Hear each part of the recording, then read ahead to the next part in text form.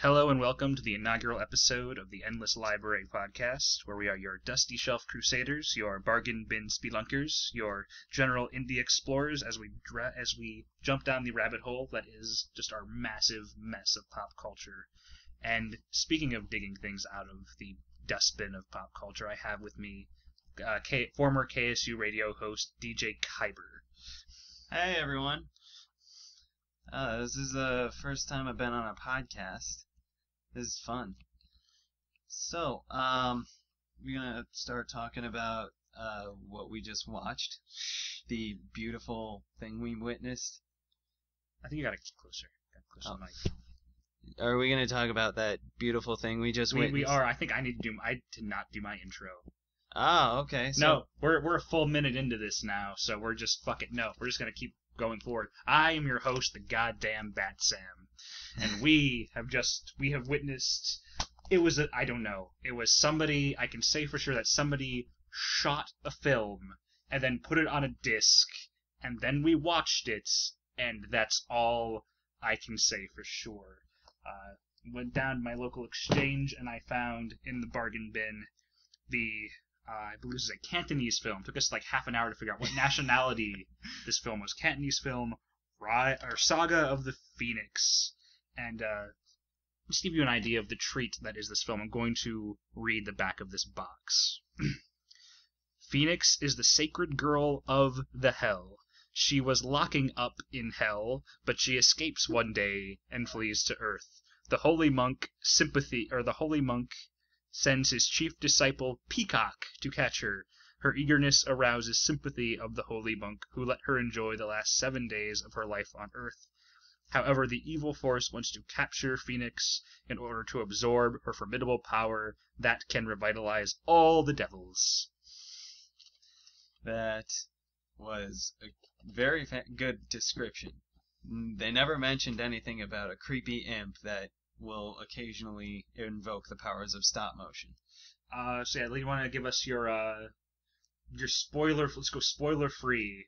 Give us your impressions and tell people whether or not they should go and try to track this thing down. So, if you're a fan of kung fu action movies from the 80s, early 90s, if you're a fan of just any sort of fantasy movie from the 80s, you should definitely watch this. It was so good. But if you're spoiled by like really nice computer CGI effects and things like plot and things that make sense, you should steer clear of it. If you're anywhere really in the cult movie scene, just go check this thing out. It's like $15 on Amazon. I found it for $1 at my local store. I don't even think this is a legit this. I'd never even seen a disc case like this, and it looks like someone just printed the thing out just from a laser jet. So it's oh wow. There's no book, there's nothing, but if you can find it, it's absolutely worth it. Yeah, I mean I kind of liked the special effects, but what I really liked was the fighting. The fighting scenes were legitimately good. It wasn't like funny good. Like the wires and stuff were kind of funny, but aside from that, it was awesome. Yeah, all right. So now you know, so you can go stop the podcast. They've probably already stopped listening, but if you haven't stopped listening and you want to go into this spoiler free, then yes, go and check it out and come back. And well, no, they're not going to come back. So I'm just going to pause it here. And then I don't know. We'll just do whatever we want. Now, no one's going to come back. It's our first episode.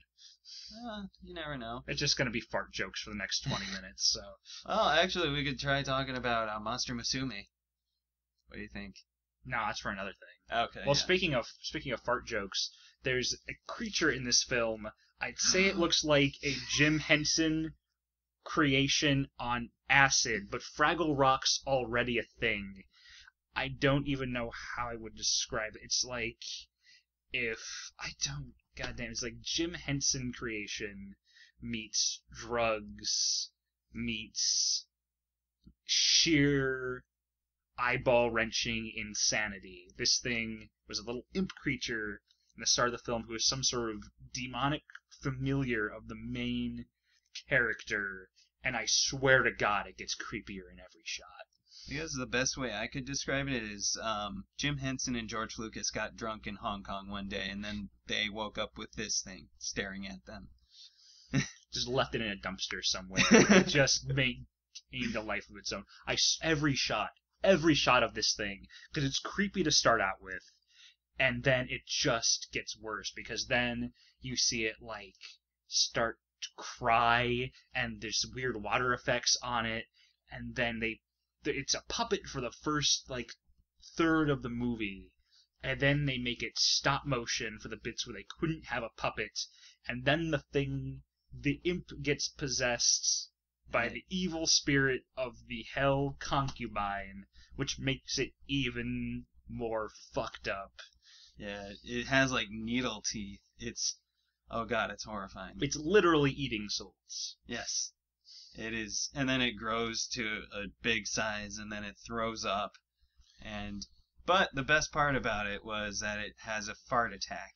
Yes, I really wish they'd used the fart attack more than once. It shows up.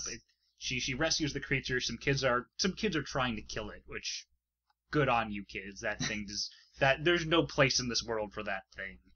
Right. And to save it, the leading lady comes and picks it up and then holds it backwards and uses its farts as a noxious gas weapon. Against Lucky Fruit or Peacock. Oh god, we haven't even gotten to Lucky Fruit and Peacock yet.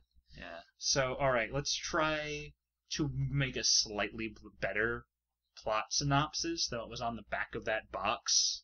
Yeah. So, as near as I can tell, the main character named Ashura the movie calls her the Hell Virgin, and she has some sort of nondescript magical powers, and just leaves Hell one day riding an elephant, and then by spinning some cylinders the wrong way, blots out the sun and summons giant stone lions and hordes of zombies to try to kill her, and she's saved by a pair of monks named Peacock and Lucky Fruit, as well as a trio of sexy monk nuns. Yeah.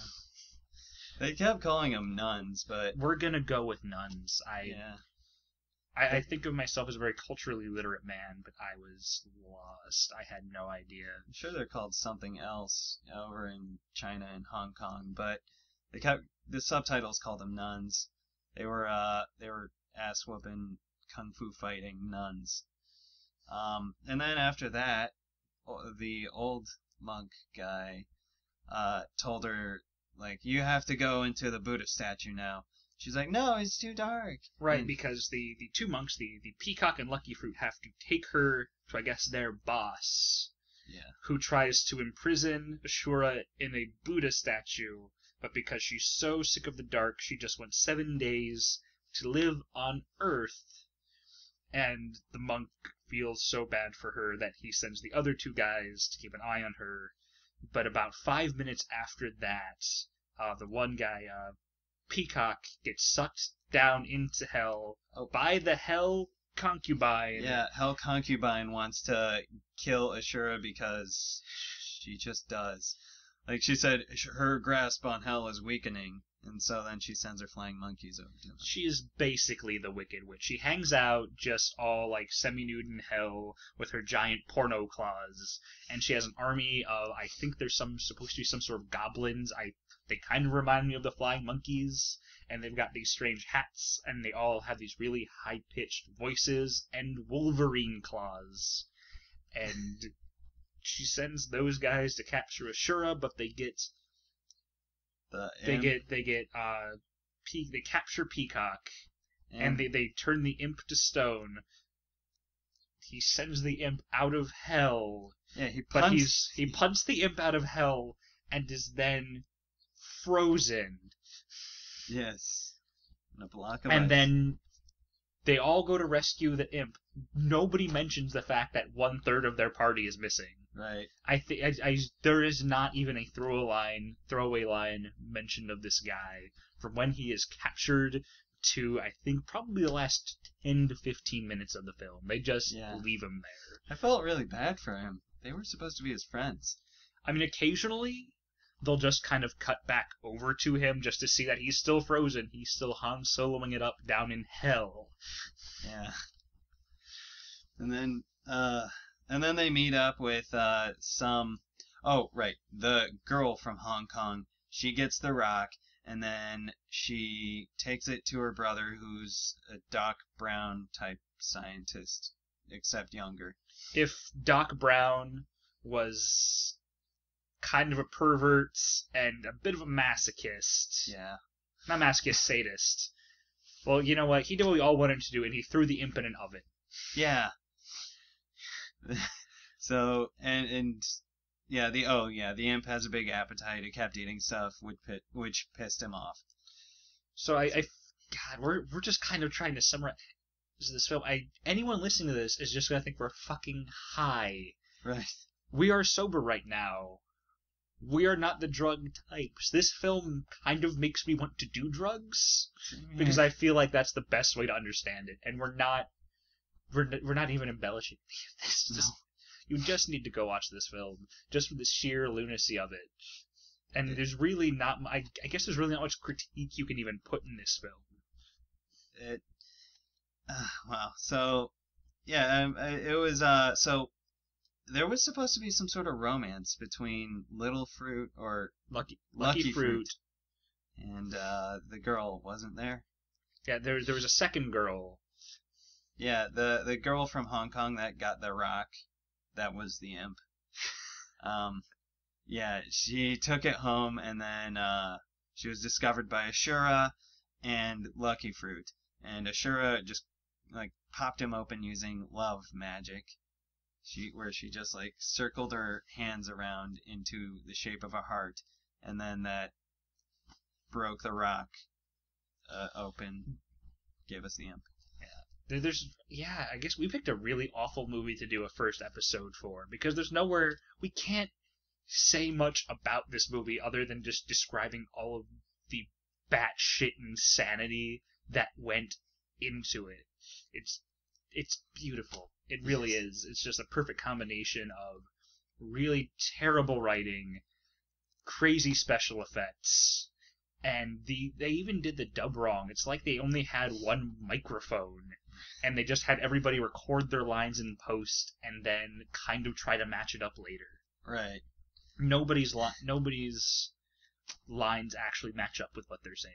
Right. Their mouths don't sync up, and so we might as well have just tried watching it dubbed in English.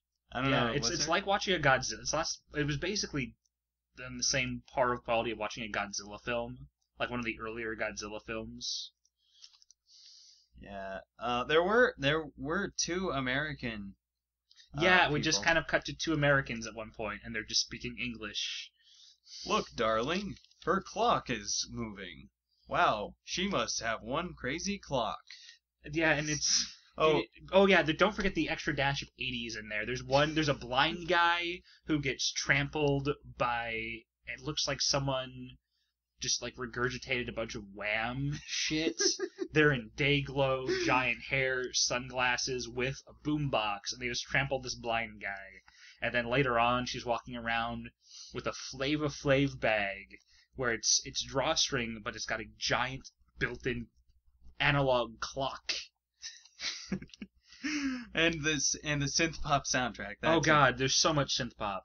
Yeah, it's like electric drums, just synthesizers, and little like beep boop bop sounds, which weren't synthesizers, but I mean it was a nice soundtrack, I have to say, actually. If you're gonna go with an 80s soundtrack, that would be a good one to go for. It doesn't really... The only way to get more 80s than this is just a full-on Beverly Hills Cop. Oh, yeah.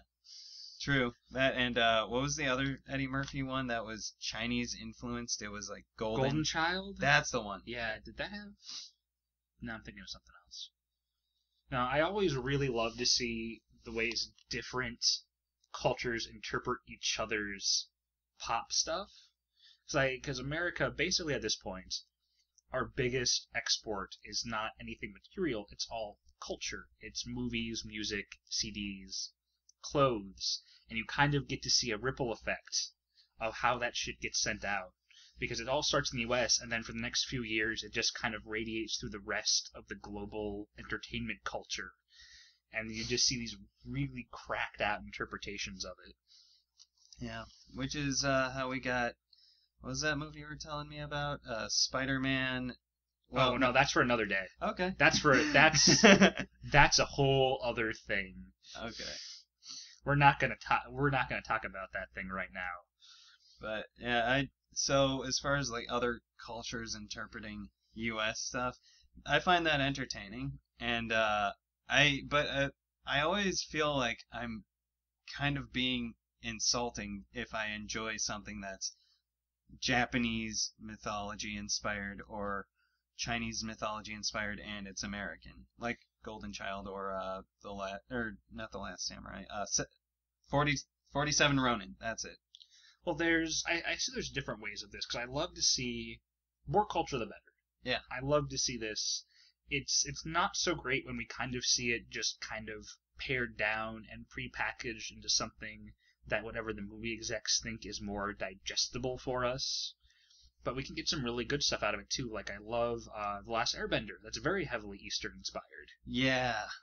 Which I'm not. If you haven't seen Last Airbender or don't like Last Airbender, I'm not saying I think less of you as a person, but I'm absolutely saying I think less of you as a person for not enjoying Airbender. Let's clarify this. When you say Last Airbender, you mean the cartoon Avatar: The Last Airbender, not yes, the only thing. Oh, jeez. Yeah, see, because the Shyamalan film, that's not even worth watching just for. That's not even so bad it's good. It's just boring. Yeah. There's like 2 scenes where it gets so bad it's good. Almost no, not even 2 scenes, just 2 shots. And it's just dumb on top of boring. And I remember I went to go see this at the midnight showing. Really? I paid like full Cinemark price for a midnight showing of this film. And as I left, there was just this palpable typhoon of nerd rage going on in the lobby. There's nothing but anger. And then I felt so bad for my girlfriend, because my girlfriend just walks out and just goes, well, I liked it. That's how I felt when I walked out of Indiana Jones and the Crystal Skull. I still need to see that one. I've never seen Crystal Skull. I felt like Butters walking out. I was like, hey, that was pretty good. You are our Butters. Yes, I am Butters. You are absolutely our Butters. But going back to the Last Airbender, I heard that it's actually one of the reasons it's so bad is that it's explaining. They explain the plot, and when you're doing that, that's not good. Well, here's the thing: is the way they shot it. It was pretty much doomed to fail, no matter who you put at the helm of this. You could have George Lucas or even Alfred Hitchcock at the helm of this thing. Anybody, you could get anybody. Quentin Tarantino, Robert Rodriguez. You could put any big-name director in front of this. Put James Gunn, the guy who made Guardians of the Galaxy, in front of this project, and the way they wanted to do it, it still would have failed. Because they were trying to condense the entire first season of the television show down to roughly 90 minutes. I think it even came up shy of that. It was like 75 minutes. Oh. Something like that. And when you try to just cut down something that was paced so well to begin with, and it was built to be it's episodic series, it's just not going to work no matter what you do. Because it all moved at a breakneck pace. There wasn't enough time to enjoy anything. What they should have done, they should not have attempted to do it, just adapt the show. Right. Or they should have at least do the thing Japan does, when your movies have absolutely nothing to do with the actual show. Where they have zero continuity influence at all. Like, just do that thing, like with the Bleach or the Naruto or the Kamen Rider movies, where you could just not see the movie and it's just you have lost nothing and it's almost completely its separate thing. Either that, I know they wanted to use Aang, they wanted to use Sokka and Katara, even though they didn't call them by their actual names. Yeah, what was it, Aang? It was like Aang and Sokka and Iroh. And they got Asif Manvi. God bless him, Asif Manvi. He tried his damnedest. That was the Slumdog Millionaire guy. No, right? Asif Manvi's the guy from The Daily Show. Oh, that's right. Okay. I remember the Slumdog Millionaire guy was in that, and that was sort of his Xanadu. You know how the guy from Warriors, he had like a huge future ahead of him, and then he got into Xanadu, and then all of that future just collapsed, went down the toilet. Yeah. I felt like that's unfortunately what sort of happened with the dude from Slumdog Millionaire. But now, yeah, I do remember the Daily Show guy is. Yeah, he plays I guess the big villain from the series. That's right. They didn't even like tease that. They didn't have time to tease that, like they did in the show. No, where it's like it's the big bad guy, and you don't see his face until like second season or something. No, I think maybe it's second or third. Anyway, Airbender is good. The cartoon is good. The show is not even worth watching for pure masochism reasons, and Saga of the Phoenix is just something of pure joy. Yes. There's no depth to it, at least none that I could see.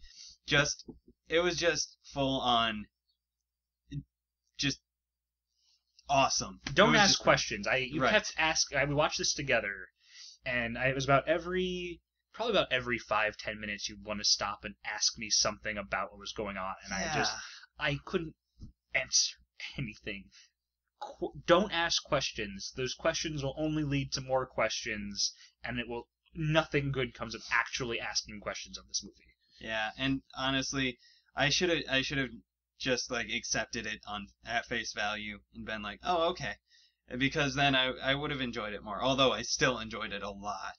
It really makes me want to go back and kind of learn more about, more specifically, Chinese and Cantonese mythology, because I know Greek, Egyptian, Norse, American Indian, Celtic, and a fair bit of Japanese. But a lot of the Chinese stuff is just something I haven't gotten around to. So I love studying culture. I love studying mythology. It makes me want to go look at where they got references for these things. I want to see where their like flying monkey things came from. I want to see if that nightmare eating little imp thing has any sort of actual cultural parallel. They call it genie in the film, and it does nothing like a genie. It doesn't look like a genie. It doesn't grant wishes. It doesn't even like hang out in a lamp. It has nothing to do with genies as far as I can tell. But there's also a bit of Christian influence here. Yeah. Because I know at the final climax of the film is the hell concubine eats enough of Ashura's soul that she can turn into a giant monster called King Satan. Yes. And King Satan is defeated by the three leads coming together and becoming a giant fire peacock. And honestly, I was really hoping they'd do that. I was like, oh, come on, please. The three of them have to form together to have some big kaiju battle. And then they did. And I was like, this is the best. I was kind of hoping it'd be some sort of like three-faced Ultraman thing. But I can live with the Peacock Phoenix. Yeah, so I was hoping it would be like a Megazord. Or something, well, not really a Megazord, but yeah, a three-faced sort of fighting holy man Buddha. With the boomerang shurikens. Yes. Oh yeah, I forgot about the boomerang shurikens. Yeah, that was another thing that only happened once. Yeah, the monks have boomerang shurikens. Yeah. And it was, well, you know, even talking about the cultural influences of this film, as much as it was Chinese, I found when I was looking up, IMDb, and basically what little information I could find about this movie, it was almost as much Japanese as it was Chinese, because the two leads were both Japanese, and it was redubbed and put out in Japan. Right. So there might be as much Japanese influence as Chinese, because I know there's certain cultural and mythological similarities there. But I don't want to use this movie as any sort of actual concrete basis to base any real assumptions on. Right. It does look like it has a lot of some sort of mythological basis, but I don't know much about Chinese. I don't know much about Chinese mythology. Just Chinese culture I know some, but when it comes to Hong Kong, I'm sort of a lost soul. Right, and I know Hong Kong is technically answers to China, but it's more independent. It's that weird gray area where it's not fully independent, but it's not really like a state. Yeah, sort of like Macau, and I think Taiwan. Taiwan, I've heard so many different things about Taiwan being independent and not. But there we go. We go from rambling, incoherent movie descriptions to talking about completely different movies that have nothing to do with what we're watching to really shitty geography lessons. Yeah, my bad. Anyway, Rise of the Phoenix. Yeah, go. No, not Rise. It's Saga of the Phoenix. Saga Rise of the Phoenix is a separate thing. Yeah. Rise of the Phoenix is like 20 other different things. Oh, yeah, it's a pretty common name. It's like putting Revelations under a title. Right. Or Origins. Go watch this movie. Yes, go see it. It's great. Just go watch the shit out of this movie. All right. Now we're going out. Go with the outro song. Go. It's the endless library.